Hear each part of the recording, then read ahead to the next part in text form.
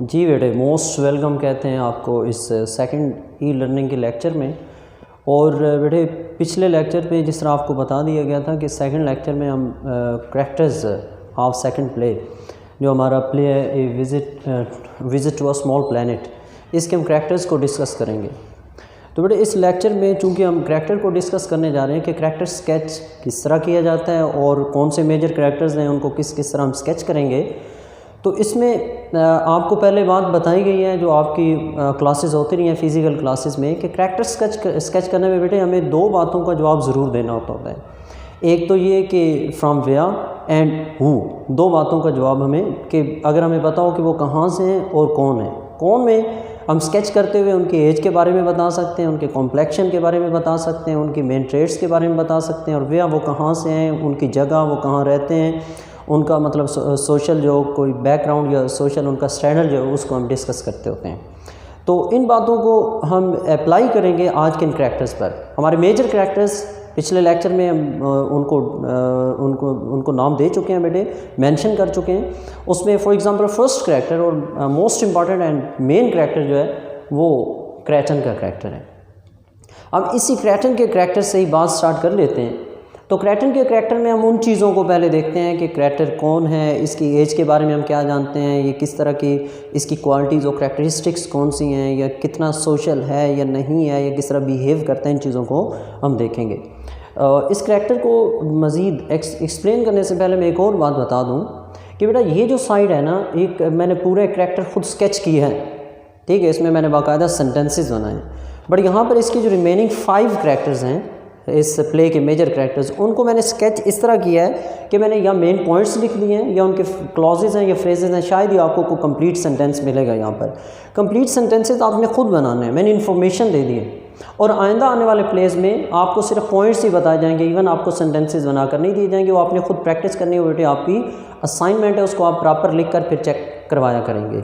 तो यहाँ पर जब आएंगे तो आपको बता भी दूंगा कि ये पॉइंट्स हैं। अगेन आपने सेंटेंसेस खुद बनाने हैं, बट यहाँ पर मैंने प्रॉपर उसको स्केच किया है, प्रॉपर सेंटेंसेस लिख दिए हैं। जो क्रैटन का जो ज़्यादा इंपॉर्टेंट करैक्टर था, मेन करैक्टर है, उसको मैंने बेटे स्केच किया है। तो पॉइंट्स देखते हैं। सबसे पहला पॉइंट है द एलियन एंड, मतलब क्रैटन कौन है? Kreton is an alien, oh is the alien and the protagonist of the play.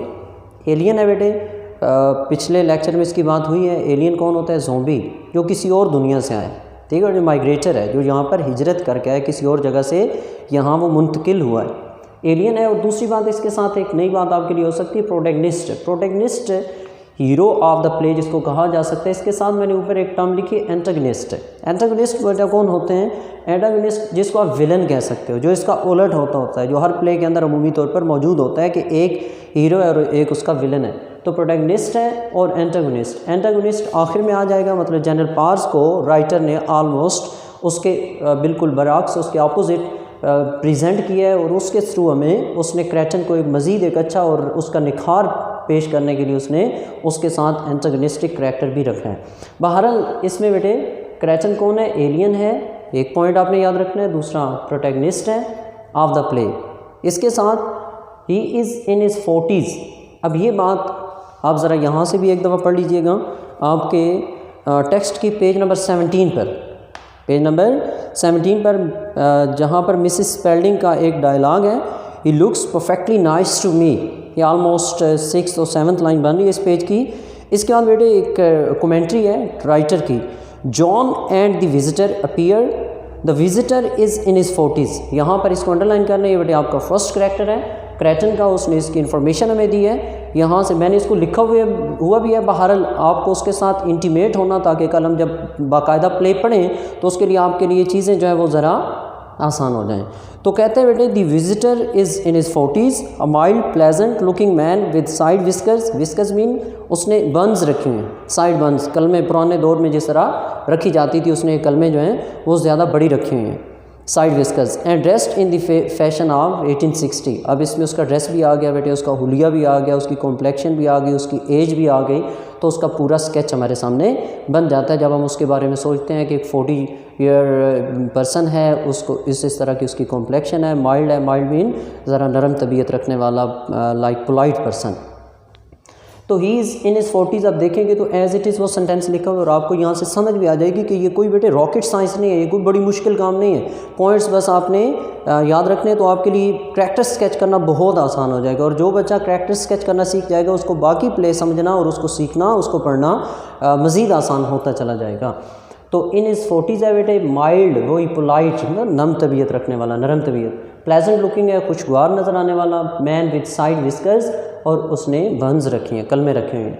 He is dressed, लिबास किस तरह का बेटे, इन दी फैशन ऑफ 1860, पुराना लिबास पहन कर आया। उसके पीछे उसका एक लॉजिक है, उसे लगता है कि हम जिस एज में से, जिस टाइम पीरियड में से गुजर रहे हैं that is about 19th century, इसलिए वो इस ड्रेस में आया है। He is very secretive about his origin, secretive मतलब वो कुछ बात ना ज़्यादा उसको वो शो ऑफ नहीं कर रहा, वो उसको एक्सपोज नहीं कर रहा अपने ओरिजिन को। ओरिजिन मीन वो कहाँ से आया, ठीक है, उसकी जो place of his existence and background कौन है, उसका सोशल बैकग्राउंड क्या, सोशल सर्कल उसका कैसा है, या उसका जो असल में प्लैनेट है उस बारे में वो हमें कोई ज़्यादा वजाहत नहीं देता। जनरल पार्स के बार बार पूछने के बावजूद भी उसको आलमोस्ट थोड़ा सा उसको आयरोनिकल सेंस में ये कहते हैं कि फ़ौजी साहब या जनरल साहब आप इस बात को समझ नहीं पाएंगे। वो कहते हैं इसको छोड़ दें, ना आप मैकेनिक हो ना ही मैं। और वो कहता है कि मैकेनिक्स का काम है, मतलब जो हमारे टेक्नीशियंस हैं, ये जो हमारे साइंटिस्ट्स हैं, जो हमारे फिजिसिस्ट हैं वो समझ सकते हैं। वो कहते हैं फ़ौजी साहब ना आप समझ सकते हो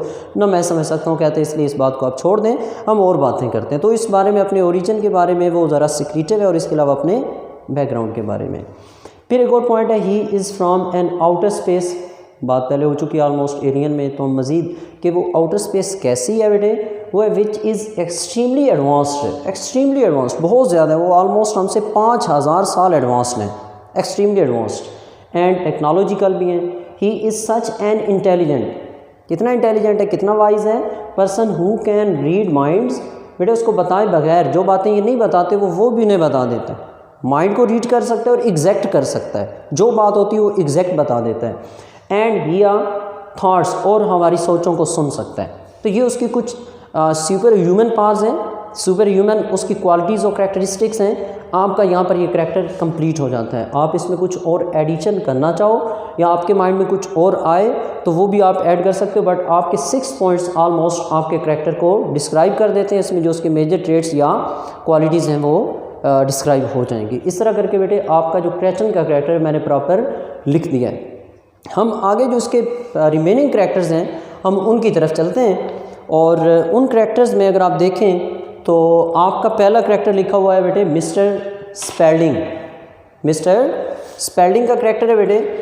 और अब यहाँ पर देखिएगा मिस्टर स्पेल्डिंग के बारे में मैंने शायद ही कोई सेंटेंस कंप्लीट लिखा हुआ हो, आपने सेंटेंसेस खुद बनाने, फ्रेजेस हो सकते हैं, क्लासेस हो सकते हैं। मैंने इन्फॉर्मेशन दी है बेटे, पॉइंट्स दिए, आपने उनको इस तरह के जो करैक्टर मैंने बाकायदा स्केच किया आपने उसको इस तरह लिखना है। और अगर आपको मज़ीद जब हम प्ले पढ़ेंगे तो उसमें से अगर मज़ीद कोई इन्फॉर्मेशन मिले तो वो भी आप डिस्कस करके उसमें ऐड कर सकते हैं। फॉर एग्ज़ाम्पल हम मिस्टर स्पेल्डिंग जो सेकंड इंपॉर्टेंट करैक्टर है जिनका ये मेहमान बनता है मिस्टर क्रैटन, इनके यहाँ आता है। और कौन है मिस्टर क्रैटन, मिस्टर स्पेल्डिंग, तो वो हैं बेटे सबसे पहले तो टीवी न्यूज़ कास्टर हैं।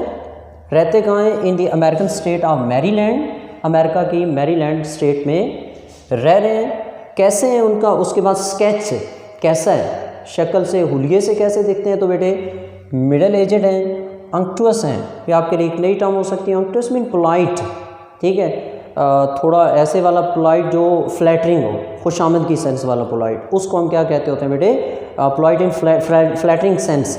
इस तरह के जो पोलाइट होता है, इस तरह की सुवेविटी को हम क्या कहते होते हैं बेटे, अंक्टुअस कहते हैं इंग्लिश में। और resonant, resonant mean powerful in is sound, in is voice, उसकी आवाज़ जो है वो पावरफुल है इसलिए उसको रेजोनेंट कहते हैं। और ये पॉइंट्स अगर आप देखना चाहें तो आपकी टेक्स्ट के बिल्कुल आगाज़ में बेटे पेज नंबर 14 और जो प्ले का फर्स्ट पेज है उस पर देखें तो आपको मिलेगा प्ले का एक पहले स्टॉक शॉट वाला हिस्सा है, उसके बाद द रूम सेकंड जो पैराग्राफ है उसकी सेकंड लाइन में रॉजर स्पेल्डिंग बाकायदा कैपिटल्स में लिखा गया बेटे।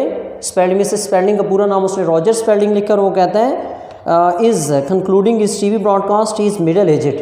अब ये बातें आ गई, मिडल एजड, अंक्टुअस एंड रेजोनेंट, ये पॉइंट्स आपको यहाँ से मिल जाएंगे। इससे आगे फिर उसकी वाइफ का करैक्टर स्टार्ट हो जाएगा। बहरहाल हम इसके बाद आगे देखें बेटे, थर्ड पॉइंट होगा मटेरियलिस्टिक पर्सन है, अपने फ़ायदे की बात करता है। इवन वो अपनी बेटी पर भी इस बात पर ज़िद पर अड़ा हुआ है, अपनी बेटी को इस बात पर वो फोर्स करता है, इस बात पर इनकरेज करता है, अर्ज करता है कि वो किसी ऐसे शख्स से शादी करे जो जिसके पास पैसा हो, जो रुपये के हवाले से स्ट्रांग हो। जबकि उसकी बेटी जो एलन, जिसका अभी आगे जिक्र आने वाला है, वो इस तरह की नहीं है, वो मटेरियलिस्टिक नहीं है, वो मोहब्बत को तरजीह देती है और वो समझती है कि पैसे से बढ़कर मोहब्बत ज़्यादा पावरफुल है। बट उसका जो फादर है वो इस बात में बड़ा स्टबन भी है।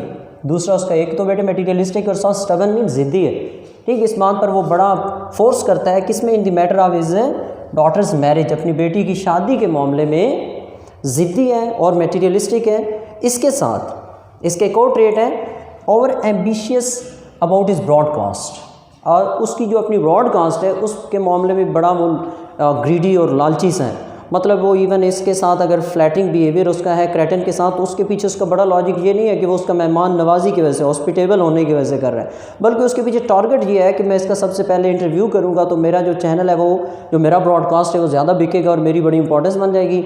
और इसके अलावा भी उसकी मतलब जो हमें ट्रेड्स नज़र आते हैं बेटे मटीरियलिस्टिक वाले और ज़रा ओवर एम्बिशियस वाले नज़र आते हैं।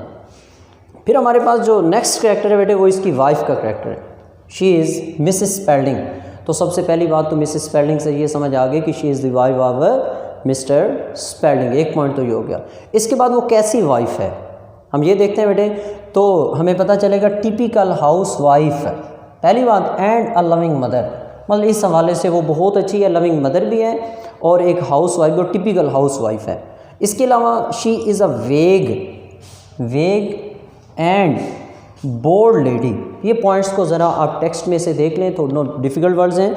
जहाँ पर अभी आपने रॉजर स्पेल्डिंग का करैक्टर बेटे ख़त्म किया है उसी पेज नंबर 14 पर, जो फर्स्ट पेज है प्ले का, उससे आगे देखें जहाँ पर रेजोनेंट पर आज तक आपने पढ़ा, उससे आगे देखें तो बेटे is wife board mean uninteresting है, ठीक है। और साथ ही वेग मीन थोड़ी स्टूपिड टाइप है, थोड़ी सिली है, मतलब वो ज़्यादा ना अक्लमंद नहीं है, थोड़ी मतलब मोटे दिमाग की, जो बात उसके मुंह में आती है वो कर देती है, कह देती है, ज़्यादा सोच कर बात नहीं करती और बड़ी मिजाइया बातें करती है। सारा अमेरिका जब इस बात पर लड़ झगड़ रहा है और इस बात पर उसकी फ़िक्र है कि जब वो फ्लाइंग सॉसर आ रहा है तो उसके बारे में वो सोच रहे हैं, उस फ्लाइंग ऑब्जेक्ट के बारे में सारा अमेरिका सोच रहा है, आर्मी इकट्ठी हुई है, सारी दुनिया को फ़िक्र पड़ गई है कि दुनिया तबाह ना हो जाए, तब उसको एक ही फ़िक्र है और वो वाहिद फ़िक्र क्या है, उसको अपने रोज़ गार्डन की फ़िक्र है। वो कहती है कि कहीं मेरा रोज़ गार्डन बर्बाद ना हो जाए। और जब वो उसका फ्लाइंग ऑब्जेक्ट वहाँ आकर उतरता है तो उस वक्त वो ये नहीं कहती कि ये कौन है, वो सबसे पहले उसको ये फ़िक्र है कि जहाँ पर मेरा रोज़ गार्डन है वो ख़राब हो जाएगा, इससे आगे पीछे करके से कहो कि अपना जो फ्लाइंग ऑब्जेक्ट है उसे रोके। तो इस तरह करके वो थोड़ी मतलब वेग पर्सनैलिटी, मतलब थोड़ी सिली है। और इसके साथ बेटे अफेक्शनेट है, मोहब्बत करने वाली है, शफ़क़त करने वाली है, टूवर्ड्स एवरीवन, हर एक से प्यार करने वाली।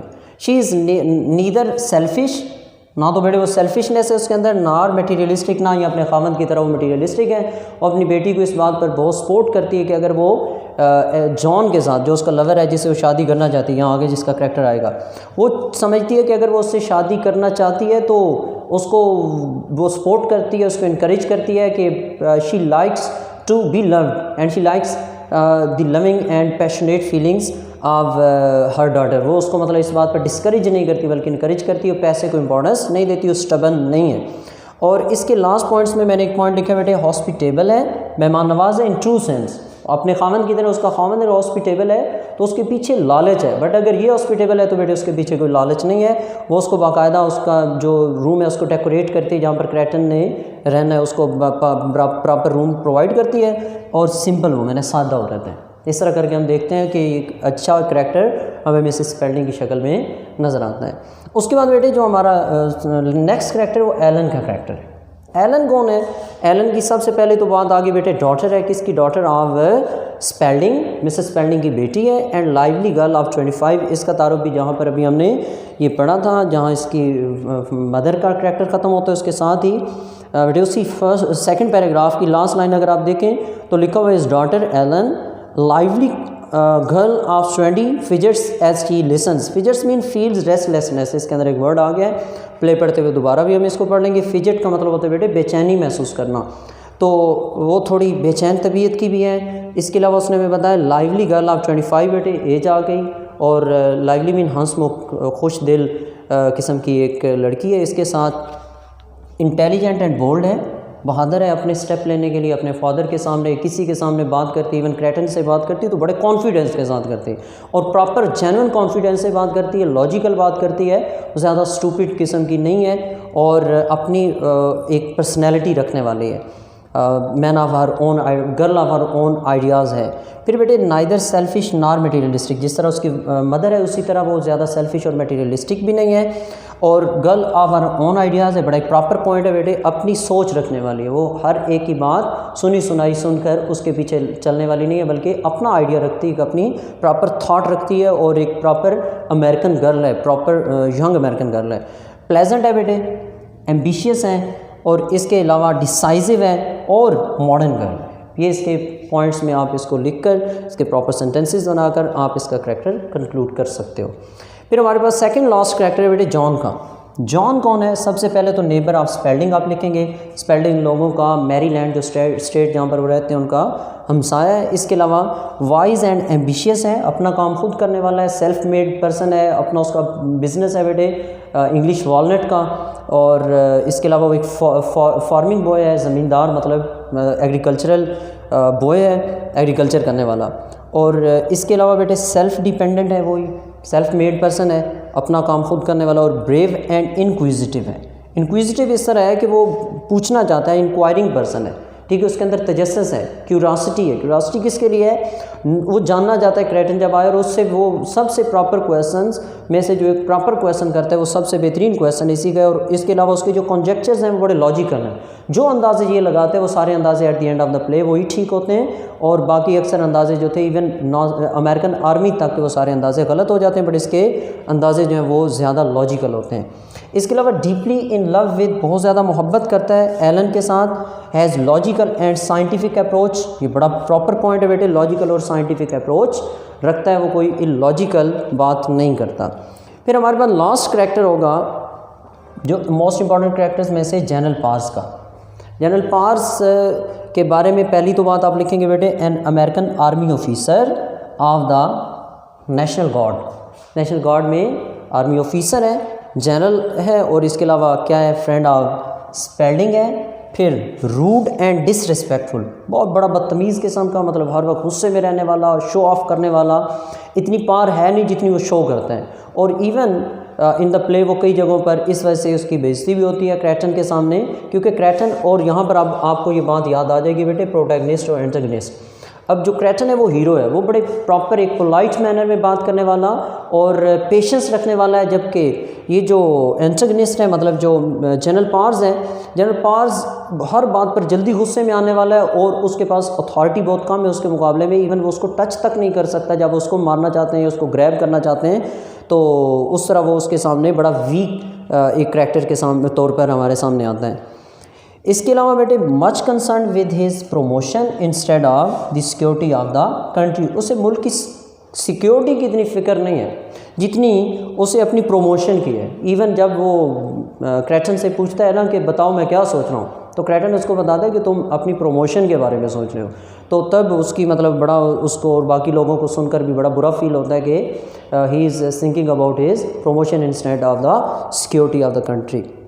और last point, good for nothing, किसी ना काम का। गुड फॉर नथिंग का मतलब क्या होता है बेटे, किसी काम का नहीं है, निकम्मा है, but a show off power, सिर्फ पावर शो करने की, सिर्फ इस तरह की, मतलब उसको मेयर एक वेन शो ऑफ पावर का उसको शौक है, शोमेंट का शौक है, इसके अलावा उसके पास कुछ करने के लिए प्रॉपर उसके कोई टेक्निक्स नहीं है। इवन वो एक बंदे के सामने पूरी जो अमेरिकन आर्मी है उसकी, जो पूरा नेशनल गार्ड है उसका, वो बेबस हो जाता है, वो हेल्पलेस दिखाई देता है। और इस तरह करके बेटे हमारे जो सारे करैक्टर्स हैं उनकी इवोल्यूशन आप डिफरेंट पर्सपेक्टिव्स में कर सकते हो, उनको आप फिर कंक्लूड कर सकते हो। इसमें आप जब बाकायदा फिर प्ले हम पढ़ेंगे तो उसमें मज़ीद कुछ चीज़ें भी आप ऐड कर सकते हैं, but for the time being आपके पास एक प्रॉपर इन्फॉर्मेशन आ गई होगी। इसके बाद हम जो थर्ड लेक्चर देंगे बेटे, प्रॉपर हम जो आपको पहले लेक्चर में टॉपिक्स बताए गए थे उसके मुताबिक हम प्ले को पढ़ेंगे और उसे कंक्लूड करेंगे। फ़िलहाल मेरी तरफ से जनाब बेस्ट विशेज़, अल्लाह हाफ़िज़।